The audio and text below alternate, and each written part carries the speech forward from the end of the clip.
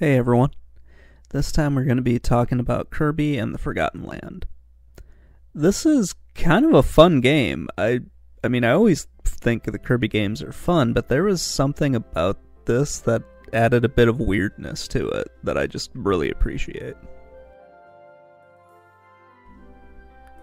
There was just something, there's something about Kirby games. They're usually just bright, colorful, happy, and something weird happens where you have to make things somehow more happy.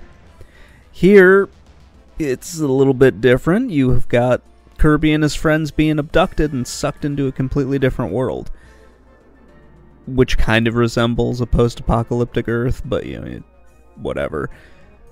But kind of a happy apocalypse. Everything's still bright, sunny, happy. Everything's kind of green and wonderful. It's strange, but it's kind of a happy apocalypse, or a beautiful apocalypse, if you will. It's like when you have those zombie movies, and then the survivors are all, perfectly done up in makeup, teeth are all nice, bright and white. They always look happy. None of them look exhausted or scared or anything like that. It's that kind of thing. So I'm only about an hour into the game or so, and I don't really know exactly what's going on. And in most Kirby games, I don't need to know what's going on. I just need to know that I'm playing as an adorable pink ball, and he needs to run around and, basically eat things and spit them out. And that's pretty much all you need. Here, though, he kind of runs into some weird stuff that I'll talk about in just a bit. But for now, let's just kind of talk a little bit about what's going on. I think the game does a pretty good job of introducing you to the mechanics. At first, I didn't really like the camera or the controls because the camera doesn't stay locked on behind you. It's sort of in a fixed position, and then the world kind of moves around the camera. It's weird, at least at first it was for me, because I don't know. I don't really play a lot of these games, so it was a bit strange. Having the camera move from, an isometric view to kind of more of a top-down view, that kind of messed with me a little bit, especially when I was, floating over gaps and whatnot. Okay, so this is where the weird stuff happened in this game. You got Kirby, he's being attacked by these adorable dogs, and he ends up sucking them in, but he's not content to just do that, and he tries to suck in a frickin' car. And then he kind of becomes the car, which made me wish the entire game was this, because now you're driving around as a Kirby car. I don't know why I like this so much, but it was so much fun.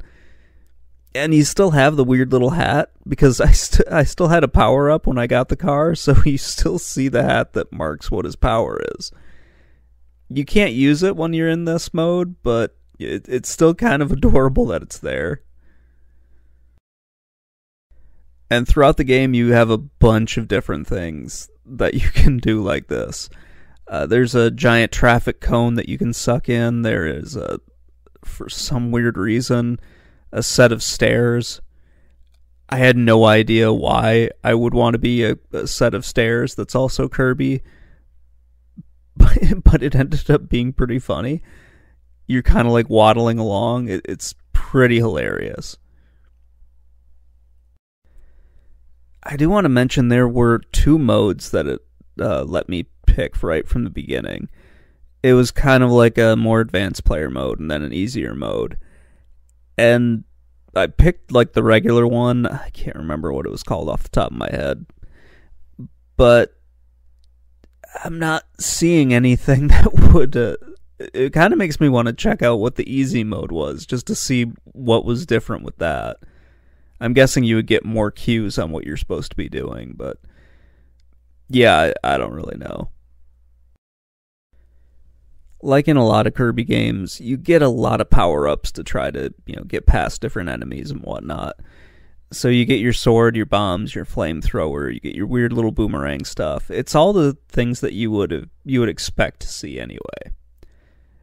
In the levels that I've beaten so far, I've only really come across like one actual boss, and he was pretty easy. Like, of course, it's Kirby, so if you're kind of paying attention, everything's sort of easy with Kirby. And yeah, I think I've only found myself in trouble like one time, and that was pretty much it. Most of the time, yeah, I didn't have any problems with this. It was just a lot of fun to play. Another thing, Kirby is really good at introducing something that you're going to need to do with like the boss later on, or you're going to need it in order to like solve a larger challenge. Like a lot of games, they do this, but Kirby's, it's like way more obvious. Like here with the strange, like, I guess, turtle thing. You need to get this. I'm sorry. You need to get this road cone. God, that's funny. You need to get the road cone, and that teaches you, like, you press the B button, and he turns upside down and kind of makes the stomp. And yeah, that's how you get past this guy here. He's not all that hard. Every time I see like a Kirby like this, just when he's in his weird little road cone thing, I have no idea why I find that funny. I don't know. It's because you think Kirby, he can suck anything in and then just absorb it into himself. And then you've got the car, which is kind of like hanging out of his mouth. You've got this thing, which is definitely hanging out of his mouth. The stairs, which is bigger than both the road cone and the car. He absorbs all of that. He just looks like a staircase afterwards. This game is so weird, and it's so funny as well. There's really nothing here that's like a huge challenge. You might have to like try to think of something, like when it presents like a puzzle to you. You might have to try to think just a little bit on one or two of them, but most of these are kind of easily overcome. God, this is the staircase. I have no idea why this is used, but it is hilarious. Because you're just attacking by falling over. And he can't like turn to face the different angles. I'm not really sure why, but it's just really funny.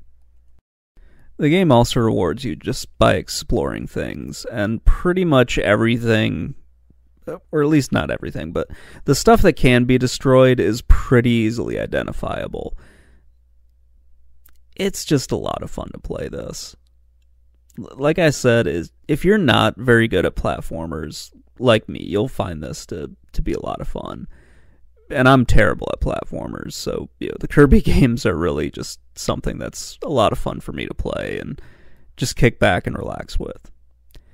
I just love it because everything looks like candy.